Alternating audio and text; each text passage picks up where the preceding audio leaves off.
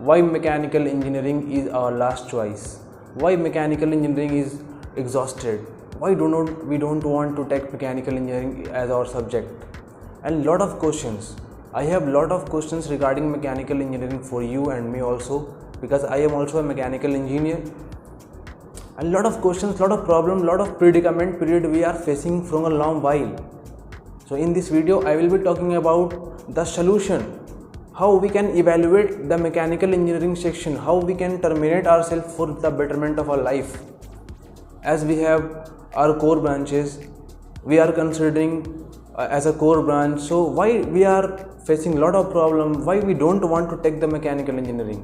बहुत सारे problems face करने पड़ते हैं हमें, बहुत सारे मीन्स यार बात करें अगर मैकेनिकल की तो मैकेनिकल लोग लेना ही नहीं चाह रहे हैं, बट क्यों? My question for you is why we don't consider for the best opportunity in mechanical section. Is this no any job for mechanical, but I think it is don't the reality. Okay, तो बहुत सारे गलतियाँ, बहुत सारे mistakes हमसे हो रहे हैं, और इस सारे चीज़ों को, सारी गलतियों को इवेल्युएट करना है, रीटर्मिनेट करवाना है अपने ब्रांचेस को. मैकेनिकल एक कोर ब्रांच है, और बहुत सारे मैकेनिकल, सिविल, इलेक्ट्रिकल, ये सारे बच्चे क्यों नहीं लेना चाहते? ये हमेशा सेकंड चॉइस क्यों होता है हमारा? क्योंकि हमारे को बहुत सारे नॉलेज की अवेयरनेस के कारण, लेस अवेयरनेस के कारण कि इसमें हम क्या क्या कर सकते हैं, उसके कारण भी हम नहीं लेना चाहते हैं. बट मेरे पास सलूशन होएगा, और मैं बताऊंगा इस वीडियो में आपको किस तरीके से हम अपने आप को सेल्फ एक रियल मैकेनिकल इंजीनियर कह सकते हो. यार एक आप इंजीनियरिंग कर रहे हो, बहुत सारे बच्चे इंजीनियरिंग करते हैं हमारे यहाँ, बट इंजीनियरिंग करने के बाद एक रियलिटी आपके अंदर, वो इंजीनियरिंग टेक्नोलॉजी की फीलिंग्स, आपके अंदर वो वाइब्स आना शुरू हुआ या नहीं हुआ, ये it is the main factor for you. Okay, मैं आपसे एक सवाल करता हूँ, और बहुत जेन्युइन सी सवाल है ये.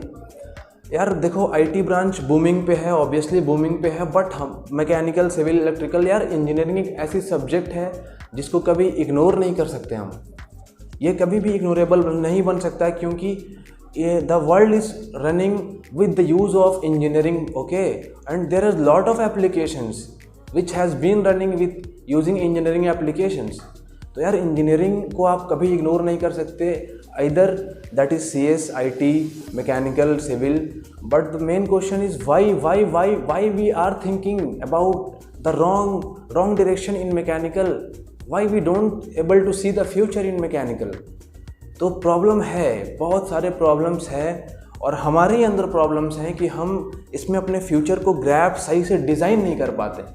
यार मेरा एक सवाल तुमसे, जेन्युइन सी सवाल है, कि आप जब मैकेनिकल इंजीनियरिंग के स्टूडेंट हो, और अपने ब्रांच के अलावा जो ब्रांचेस को आप, जैसे आईटी की बात कर रहा हूँ मैं, तो सीएस वाले को, यार आईटी वाले को आप जब मिलते हो, देखते हो, तो उनका एक फ्यूचर प्लान होता है. मैंने देखा अपने यूनिवर्सिटी में बहुत सारे, यार मैकेनिकल वाले हों या इलेक्ट्रिकल या सिविल वाले हों, हमारे ये जो कोर ब्रांचेस वाले बच्चे होते हैं, ये क्या हमारे पास क्या कोई प्लानिंग होता है? हमारे को क्या नॉलेज होता है? It is truth that there is some less information about this subjects, but CS वाले को आप जब मिलने जाओगे तो उनका एक प्लानिंग होता है. जैसे कि उन्होंने जब एडमिशन लिया तो उनका एक स्ट्रक्चर्ड होता है, जो गोल सेट करा उन्होंने कि भाई हमको C++, Java, Python, ethical hacking, web designing, okay, web D, algorithm, DS, algo, सब कुछ सीखना होता है. एक सीक्वेंस उन्होंने बना रखा है कि भाई हम 6 महीने में ये कर लेंगे, उसके बाद ये कर लेंगे, उसके बाद ये करने के बाद एट द एंड वो प्लेसमेंट के लिए रेडी हो जाते हैं, apart from the university degree and the knowledge. ये बहुत बड़ा प्रॉब्लम मैं समझता हूँ कि हमारे पास, यार हम जब एडमिशन लेते हैं तो हमारे पास यही प्लानिंग नहीं हो पाती है, और उसके अलावा हम अपने आप को चेंज नहीं कर पा रहे हैं. चेंज इन सेंस कि हम कंप्यूटर से अटैच नहीं कर पा रहे हैं, टेक्नोलॉजी से अटैच नहीं कर पा रहे हैं. जब आप पहले के मैकेनिकल इंजीनियर्स को देखोगे तो यार उन्होंने जो पढ़ाई करी हुई, अब जो सिलेबस है हमारा कॉलेज यूनिवर्सिटी के अंदर, वो सिलेबस बिल्कुल अलग ही है. इनफैक्ट हमारे सिलेबस में भी C++ है. तो मेरे कहने का ये है कि यार हम क्यों नहीं टेक्नोलॉजी से सपोर्ट कर पा रहे हैं, हम क्यों नहीं अपने आप को शिफ्ट कर पा रहे हैं। बस हम अपने सिलेबस को ही पढ़ते रह जाते हैं 4 सालों के अंदर। ओके, हम fluid mechanics, strength of material, material science, thermodynamic, okay, ये सब पढ़ते रह जाते हैं। हम इसके अलावा कुछ नहीं कर पा रहे हैं। जबकि जब आप आईटी वालों को देखोगे, जब आप सीएस के एक बंदे को देखोगे, यार वो भी सिलेबस पढ़ते हैं, वो भी सारे उनके भी सब्जेक्ट्स में बहुत सारे सब्जेक्ट्स होते हैं, मैथमेटिक्स, एल्गो, डीएस, सब कुछ होते हैं। Apart from that subjects they are doing lot of thing from outside of the university and colleges, और वो हम नहीं कर पा रहे हैं। क्यों नहीं कर पा रहे हैं? इसका ये जवाब है कि हमारे पास एक प्लान नहीं होता। यार जब उन्होंने ज्वाइन करा होगा कॉलेज, तो उनके पास ये होता है कि उनमें से किसी को इथिकल हैकर बनना होता है, उनमें से किसी को एआई पे काम करना होता है, किसी को मशीन लर्निंग सीखना होता है, किसी को डीएस एल्गो में इंटरेस्टेड हो, या कोई वेबडी में इंटरेस्टेड है, कोई प्रोग्रामर बनना चाहता है, कोई बैक एंड प्रोग्रामर, कोई फ्रंट प्रोग्रामर बनना चाहता है। यार उन्होंने उस गोल के अकॉर्डिंग अपना सेट कर रखा होगा कि हमें इसके लिए क्या क्या रिक्वायरमेंट है, और ये हमें करते रहना है through out the years. Okay, और ये मैकेनिकल में नहीं हो पाता। ये जब होएगा जब आप अपने गोल को फिक्स कर लोगे। There are lot of branches, there are lot and lot of branches inside mechanical engineering. I do lot of research. मैंने बहुत सारे रिसर्च करा है कि इसके अंदर भी क्या कर सकते हैं। इवन कि आप प्रोग्रामर ही बन सकते हो इसके अंदर। और हमारे सब्जेक्ट में तो है, हमारे सब्जेक्ट में तो C++ भी है। तो प्रॉब्लम ये है कि हमें इसके बारे में नॉलेज होना चाहिए कि कौन सी ब्रांचेस, कौन सी सेक्शंस है। मैकेनिकल इंजीनियरिंग करने के बाद आप क्या ऑटोमेट कर सकते हो अपने आप को, क्या आप अपने आप को कहाँ, किस फ्यूचर में ले जा सकते हो, आपने क्या चूज़ करा हुआ है। ये बहुत ही मेन क्वेश्चन ये है कि आपने चूज़ क्या करा हुआ है। तो भाई कोई ऑटोमोबाइल इंजीनियरिंग में जाना चाहते होंगे, कोई मैन्युफैक्चरिंग में जाना चाहते होंगे, कोई मेंटेनेंस में जाना चाहते होंगे, कोई रिलायबिलिटी में जाना चाहते होंगे, कोई मैनेजिंग में जाना चाहते होंगे, कोई रिसर्च एंड डेवलपमेंट में जाना चाहते होंगे। तो आपको इस चीज़ को चूज़ करना पड़ेगा अपने फर्स्ट ईयर या सेकेंड ईयर के अंदर ही। ये आपको सेट करना पड़ेगा। सेट करने के बाद आपको उसके अकॉर्डिंग अपनी पढ़ाई और उसके अकॉर्डिंग आपको बहुत सारे नॉलेज गेन करने पड़ेंगे in your relevant subject. Okay, जैसे आपने रिसर्च एंड डेवलपमेंट चुन लिया, तो आपको उस डिपार्टमेंट के अंदर रिसर्च करना पड़ेगा उस टाइम से ही, जिस टाइम से आपने चुना हुआ है। जिस टाइम आपने चूज़ करी उस टाइम से ही आपको रिसर्च स्टार्ट करना पड़ेगा। उसके रिकॉर्डिंग आपको पढ़ाई करनी पड़ेगी। उसके अकॉर्डिंग आपको अपने वाइब्स को, अपने फीलिंग्स को चेंज करनी पड़ेगी। उसके अकॉर्डिंग आपको अपने नज़रिया को चेंज करना पड़ेगा। बहुत सारे सॉफ्टवेयर सीखने पड़ेंगे। आजकल तो बहुत सारे सॉफ्टवेयर हैं मार्केट में जो मैकेनिकल इंजीनियर को सीखना चाहिए, बस अपने आप को ऑटोमेट नहीं कर पा रहे हैं। The very main problem. जैसे हम जब किसी कॉलेज में गए होते हैं, वहाँ पे हमें जो पढ़ाई जाती है सिलेबस में, बस बहुत सारे बच्चे, यार मैंने तो अपने बैच के बहुत सारे बच्चे को देखा है कि उन्होंने पूरे 4 साल में अपने जो पढ़ाई उन्होंने करी, बस उस पढ़ाई को करके वो निकल गए। ना तो उन्होंने उसके अलावा किसी भी सॉफ्टवेयर को सीखा। बहुत कम बच्चे सीखते भी हैं, but maximum majority people are not. Okay, तो ना तो उन्होंने सीखा, ना उन्होंने किसी चीज गोल सेट करा हुआ था। बस वो चाहते हैं, बस वो thermodynamic, fluid mechanics, material science, SOM पढ़ के निकलने के बाद वो चाहते हैं कि हमें एक बहुत बड़ा प्लेसमेंट मिल जाए। कैसे मिलेगा आपको प्लेसमेंट? और क्यों आपको कंपनी ले जाएगी? क्यों आपको, कहाँ पर रिक्वायरमेंट क्या कितना है? हाँ, तो रिक्वायरमेंट तो है। इसका जवाब है कि रिक्वायरमेंट तो है। तो आपको उसके लिए रेडी होना पड़ेगा, अपने मेंटालिटी को चेंज करना पड़ेगा और उसके अकॉर्डिंग आपको काम करना पड़ेगा। तो इस वीडियो में यार मैं बता देता हूँ आपको, बहुत सारे मैंने एक रिसर्च करने के बाद एक डेटा रेडी किया है एनालिसिस करके। इस वीडियो में बता देता हूँ कौन कौन सी मेन डिपार्टमेंट्स है। There are lot and lot of branches, but मैं बहुत ही मेन और फिजिबल ब्रांचेस डिपार्टमेंट की बात कर रहा हूँ। बहुत सारे ब्रांचेस हैं, बहुत सारी मेन ब्रांचेस हैं जिसकी मैं बात कर रहा हूँ। इस पर आपको बताऊँगा किस किस डिपार्टमेंट, किस किस में आपको पहले आपके फर्स्ट ईयर में ही आपको ये डिसाइड कर लेना चाहिए कि आप किस डिपार्टमेंट में जाना चाहते हो। 4 साल के बाद अपने आप को आप कहाँ देखना चाहते हो, किस कंपनी में देखना चाहते हो। तो हमारे चैनल पे बहुत सारे मैकेनिकल इंजीनियरिंग को रीइवैल्यूएट करना है और इसे भी रीइवैल्यूएट करके बिल्कुल बराबर मिलाना है। ओके, तो मैकेनिकल इंजीनियरिंग यार बहुत ही बूमिंग सब्जेक्ट है और ये बहुत बूमिंग पहले भी था और आज भी है। बस अपने आप को हमको अपग्रेड करने की ज़रूरत है। हमारे सिलेबस तो अपग्रेड हो गए हैं बट अपने आप को अपग्रेड कर नहीं पा रहे हैं। There are several reason but आपको खुद ही करना पड़ेगा। मैं समझता हूँ कि हमारे पास बहुत सारे अपॉर्चुनिटीज़ नहीं है, जैसे यार IT वालों के लिए बहुत सारे कोचिंग्स हैं, बहुत सारे रिसोर्सेज बहुत ज़्यादा उनके पास हैं, ये तो एक सच्चाई है। बट हमारे पास भी रिसोर्सेज हैं बट लिमिटेड है। बट हम अपने इवैल्यूएशन के बाद इस मैकेनिकल को 10 से 20 साल के बाद, जब आपके छोटे भाई बहन जब मैकेनिकल कर रहे होंगे तो उस टाइम उनके पास बहुत सारे रिसोर्सेज होंगे। ये इसकी बहुत ही आपको ख्याल रखना है। ओके, तो यार इस वीडियो में बता देता हूँ, मैं आपको कुछ सेक्टर्स बता देता हूँ पहले, जो कि बहुत ही ऑटोमेट सेक्टर है, बहुत ही फिजिबल सेक्टर है, जिसके थ्रू आपको जाना चाहिए। तो उसमें एरोस्पेस, ऑटोमोबाइल, यार पहले एरोस्पेस एविएशन इंडस्ट्री की बात कर रहा हूँ। एविएशन में बहुत सारे सेगमेंट्स होते हैं, सब डिपार्टमेंट्स होते हैं, बट मैं मेनली बात कर रहा हूँ, आपको इसके अंदर सब डिपार्टमेंट बताऊँगा अभी आगे वीडियो में। तो एविएशन इंडस्ट्री में जा सकते हैं आपको चूज़ करना पड़ेगा। अगर आपने एविएशन चूज़ कर ली तो एविएशन के अकॉर्डिंग आप उसका सिलेबस निकालो। एविएशन का निकालने के बाद आप उस सिलेबस के अकॉर्डिंग अपने आप को प्रिपेयर करो यार, apart from your syllabus degree. Okay, उस पढ़ाई के अलावा आपको प्रिपरेशन करनी चाहिए। उस पढ़ाई के अलावा आप कहीं कोचिंग लो, पता करो कहाँ होता है कोचिंग, पता करने के बाद उसको पकड़ो और उसके अकॉर्डिंग ही पढ़ाई करो। फिर वैसे ही मरीन की बात कर लीजिए, सेकंड मरीन होती है। मरीन, यार मरीन में भी बहुत सारे डिपार्टमेंट्स हैं मैकेनिकल के लिए, सिविल के लिए, इलेक्ट्रॉनिक्स के लिए भी है, इलेक्ट्रिकल के लिए भी है। तो इसमें आपको प्रिपरेशन करना पड़ेगा।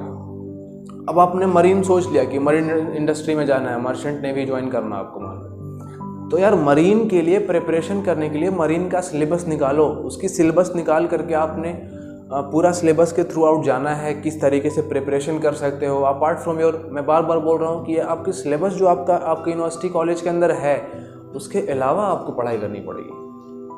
तो ये मरीन के आपने निकाल लिया। उसके बाद आपने उस सिलेबस के थ्रू आउट जाना है, उस सिलेबस के अकॉर्डिंग आपको प्रिपरेशन करना है। ओके, उसके बाद रेलवे में आप जाना चाहते हो, रेलवे में जा सकते हो, उसका भी सिलेबस आपको निकालना पड़ेगा। सेम प्रोसीजर होगा, आपको एक चूज़ करना है, सिर्फ एक। यार तुम तो एक ही में काम कर सकते हो ना, तुम थोड़ी ना सब में काम कर पाओगे। तो आपको एक चूज़ करना है, उसमें अपने आप को मास्टर बना लेना है। ओके, चाहे उसके लिए आपको either you have to do coaching और you have to make approach from your seniors. You should also take advice from your seniors and grab the learning. Okay, तो बहुत सारे रिसोर्सेज हैं, आपको खुद डेवलप करना पड़ेगा। ओके, ओपन सोर्स से भी बहुत सारा हेल्प ले सकते हैं आप। उस तरीके से ऑटोमोबाइल भी है, ऑटोमोबाइल में भी आपको पता करना पड़ेगा। उससे रिलेटेड जो ऑटोमोबाइल जो आपने चूज़ कर लिया, ऑटोमोबाइल में जाना है, ऑटोमोबाइल में जो सब्जेक्ट आपके टचअप कर रहे हैं, जैसे material science, strength of material, automobile, this type of theory of machine, तो this type of subject you have to do masters in this subjects. Okay, तो इस तरीके का आपको अप्रोच करना पड़ेगा ताकि मैकेनिकल इंजीनियर री-इवैल्यूएट हो जाए, रीग्रो कर जाए और हम इसमें इनोवेट कर पाएँ हमारे देश में और हमारे देश के बाहर। ओके, उसके बाद केमिकल मैन्युफैक्चरिंग प्लांट है, उसमें भी आप कर सकते हैं। आयल एक्सप्लोरेशन है, उसमें जा सकते हैं आप। रिसर्च एंड डेवलपमेंट मैंने बता ही दिया। अब देखो, ये तो मैंने एक बताया कि आप इन इंडस्ट्री में जा सकते हो, इंडस्ट्री बहुत सारे हैं, बट इनमें अभी आपको स्पेसिफिकेशन चूज़ करना पड़ेगा कि किस पोस्ट के लिए, किस चीज़ के लिए आप जाना चाहते हैं इसमें। तो ये स्पेसिफिकेशन की बात कर लें तो आजकल यार रोबोटिक्स एंड मेकाट्रॉनिक्स का बहुत ही डिमांड है, हर जगह पे रोबोटिक्स का यूज़ कर रहे हैं हम। तो आप रोबोटिक्स आपने अगर चूज़ कर लिया तो रोबोटिक्स को थ्रू जाना पड़ेगा आपको, तो रोबोटिक्स पे आपको ध्यान देना पड़ेगा, रोबोटिक्स आपको पढ़ना पड़ेगा। ओके, उसके बाद आपने रिसर्च एंड डेवलपमेंट में जाना है, तो रिसर्च एंड डेवलपमेंट के अकॉर्डिंगली आपको करना पड़ेगा काम। उसमें जो फिजिबल सब्जेक्ट आपके टचअप कर रहे हैं उनको आपको पढ़ना पड़ेगा।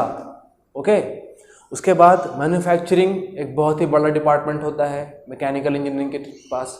तो मैन्युफैक्चरिंग इंडस्ट्री हर डिपार्टमेंट में है, चाहे आप एविएशन में जाओ, चाहे मरीन में जाओ, चाहे आप केमिकल इंडस्ट्री में जाओ, हर डिपार्टमेंट, रेलवे में जाओ, ऑटोमोबाइल में चले जाओ, तो हर डिपार्टमेंट में मैन्युफैक्चरिंग का एक बहुत बड़ा रोल होता है। तो आप मैन्युफैक्चरिंग में जाना चाहते हो, मैन्युफैक्चरिंग में आपको जाना चाहिए, उसके अकॉर्डिंगली प्रिपरेशन करना चाहिए आपको। ओके, उसके बाद प्रोडक्शन में जाना चाहिए, प्रोडक्शन में जाओ। तो मैंने बता दिया, production, manufacturing, this type of department we have okay in mechanical section. उसके बाद मेंटेनेंस भी एक बहुत बड़ा डिपार्टमेंट है, मेंटेनेंस में आप जाना चाहते हो, मेंटेनेंस जा सकते हो। मेंटेनेंस इन सेंस कि आपको किसी चीज़ की मेंटेनेंस करने के लिए वहाँ पे मिल जाएगी। मान लो आपने मरीन ज्वाइन कर लिया, मर्चेंट नेवी ज्वाइन करा, तो वहाँ पे भी तो चीज़ें जो है उनके पास जो ऑटोमेशंस हो रहे रखे हैं वहाँ पे पहले से, उसमें मेंटेनेंस की ज़रूरत तो पड़ती होगी ना, मेंटेनेंस तो होता होगा ना उसका, तो आप जा सकते हैं वहाँ पे। फिर इंस्टॉलेशन, उसके बाद इंस्टॉलेशन की बात कर लें तो इंस्टॉलेशन भी होता है। सामान जब हमने बना रखा, प्रोडक्शन हाउस से हमने निकाल लिया, मैन्युफैक्चर कर लिया हमने, उसके बाद इंस्टॉल भी तो करेंगे उसको। बड़े बड़े डिपार्टमेंट्स होते हैं, थर्मल पावर प्लांट होता है, बॉयलर लगा होता है, इसको इंस्टॉल भी तो करोगे आप। तो इंस्टॉलेशन एक डिपार्टमेंट है। देखो इस टाइप के डिपार्टमेंट्स के बारे में आपको एक बहुत ही डीप नॉलेज होनी चाहिए। आपको अगर इनके बारे में डीप नॉलेज चाहिए तो आप मेरे को कमेंट करके बताइए आपने किस डिपार्टमेंट के बारे में सोच रखा है, किस में आप जाना चाहते हो, किस में आपका इंटरेस्ट बन रहा होगा। ओके, तो आप यार पढ़ाई सबके बारे में करो। मैं तो कहूँगा आपने 6 महीना 7 महीना आपका जो शुरुआत का फर्स्ट सेमेस्टर होता है वो उस सेमेस्टर में आपने सबको पढ़ना है। उसके बाद यार धीरे धीरे जब तुमने नॉलेज गेन करना शुरू किया उस सब्जेक्ट के बारे में, उस चीज़ के बारे में, तब जो है आप डिसाइड कर पाएंगे कि where you are suitable. Okay, आप कहाँ सुटेबल हैं। ओके, उसके बाद टेस्टिंग एनालाइजिंग का भी बहुत बड़ा डिपार्टमेंट है। टेस्टिंग एनालाइजिंग में आपको किसी सामान को बनाने के बाद टेस्ट करना पड़ता है, वहाँ टेस्टिंग करेंगे आप। ओके, उसके बाद टेक्निकल मैनेजर, अगर आपको टेक्निकल मैनेजर बनना है तो वो भी आप बन सकते हैं मैकेनिकल इंजीनियरिंग को करने के बाद। तो मैंने बता दिया aerospace, aviation industry, marine industry, automobile industry, railway, chemical, thermal power plant, chemical plant, बहुत सारे स्कोप्स हैं। मैंने बहुत ही लिमिटेड बताया है ऑब्वियसली, बट ये सब बहुत ही फिजिबल है और बहुत बड़ा सेगमेंट आपका कवर कर लेता है। बहुत सारे इनटेक हैं इनके पास। ओके, उसके बाद मैंने ये बता दिया कि इनके अंदर जाने के बाद आपको किन डिपार्टमेंट्स को ज्वाइन करना चाहिए और किन डिपार्टमेंट्स में आप ज्वाइन कर सकते हैं। आपके सूटेबिलिटी के हिसाब से अकॉर्डिंगली आपको चूज़ करना है। रिसर्च एंड डेवलपमेंट में जाना चाहिए आप, प्रोडक्शन में जाना चाहिए आप, मैन्युफैक्चरिंग में जाना चाहिए आप, डिज़ाइनिंग एंड सिमुलेशन का ही बहुत बड़ा रोल होता है। आप डिज़ाइनिंग में जाना चाहते हैं, डिज़ाइनिंग में जाइए आप। डिज़ाइनिंग में जाने के लिए ऑब्वियसली आपको कंप्यूटर से बहुत ही फ्रेंडली होना पड़ेगा और बहुत सारे सॉफ्टवेयर को आपको सीखना पड़ता है, जैसे AutoCAD, SolidWorks, Creo, ANSYS, ProE, this type of software you should learn in the department of designing and simulation. Okay, उसके बाद इंस्टॉलेशन में जा सकते हैं, मेंटेनेंस में जा सकते हैं आप, टेस्टिंग एनालिसिस में जा सकते हो आप, पावर एंड टेक्निकल मैनेजर में जा सकते हो आप। तो ये सब कुछ डिपार्टमेंट्स मैंने बात करी है इस वीडियो में। आपने इसको नोट करना है, नोट कर लीजिए आप। उसके बाद इस पर रिसर्च करना शुरू करो, गूगल पे टाइप करो यार कि किस डिपार्टमेंट में क्या काम हो रहा है, उनके यूट्यूब वीडियो देखो, हमें कमेंट करके बताओ। मैं स्पेसिफिकली डिपार्टमेंट्स का वीडियो बनाऊंगा कि किस डिपार्टमेंट में आपका क्या नॉलेज चाहिए होगा, क्या क्वालिफ़िकेशन, कितना इनटेक है, क्या एलिजिबिलिटी है और आपको कितना सैलरी पैकेज मिलने वाला है उस डिपार्टमेंट में, किस तरीके से आप उनके लिए प्रिपेयर करेंगे। ओके, और क्या वर्क फंक्शन होता है, सबसे मेन टॉपिक जो होता है हमारे लाइफ में, जो कि वर्क फंक्शन, कि वहाँ पे काम क्या होता है। तब तो उसके अकॉर्डिंगली आप डिसाइड कर पाओगे कि क्या काम होता है वहाँ पे। जो भी काम हो रहा होगा उसमें आप सुटेबल हो, तब तो अपने आप को आप वहाँ पे लेकर के जा सकते हो। ओके, तो ये सारी चीज़ें थी इन वीडियो में। इन वीडियो को शेयर कर दो अपने दोस्तों, अपने कॉलेज के साथ, ताकि वो भी इस टाइम पे यार पैंडमिक में हमारे पास ओपन सोर्स ही एक बहुत ही फिजिबल सोर्स रह चुका है, जिसके थ्रू हम कनेक्ट कर पा रहे हैं लोगों से और बता पा रहे हैं, उनकी हेल्प कर पा रहे हैं। तो आप भी उनकी थोड़ी हेल्प कर दीजिए। इस वीडियो को शेयर कर दीजिए अपने दोस्तों के साथ, कॉलेज के साथ। इस वीडियो को शेयर करने के लिए, लाइक करने के लिए, कमेंट्स करने के लिए आपका दिल से शुक्रिया। Take care, bye bye.